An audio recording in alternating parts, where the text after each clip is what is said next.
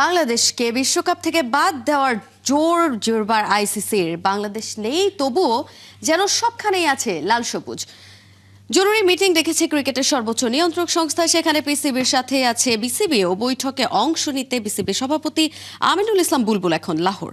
ICC BCCI এর আধিপত্যের বলি হয়ে প্রথমবার বাংলাদেশ বাদ পড়েছে টি-20 বিশ্বকাপ থেকে। তার জেরে পাকিস্তান ভারতের বিপক্ষে ম্যাচটা করেছে বয়কট। ক্রিকেট দুনিয়ার সবচেয়ে রোমাঞ্চকর ম্যাচটা মাঠে না গড়ালে দীর্ঘমেয়াদী ক্ষতির মুখে পড়বে ক্রিকেটের ইকোসিস্টেম। সেই সমস্যা সমাধানে লাহোরে জরুরি বৈঠক ডেকেছে আইসিসি, যেখানে পিসিবি ছাড়াও উপস্থিত থাকবে বিসিবি। মিটিং শেষে বিকেলেই ঢাকা ফিরবেন আমিনুল বুলবুল। এর আগে জানা যায়, বিশ্বকাপের ওপেনিং ডেতে আইসিসির সিইও সঞ্জয় গুপ্তা কলম্বোয় উপস্থিত ছিলেন, যেখানে আইসিসি ও পিসিবির মধ্যে আলোচনা শুরু হয় বলেও জানায় সংবাদ মাধ্যমগুলো।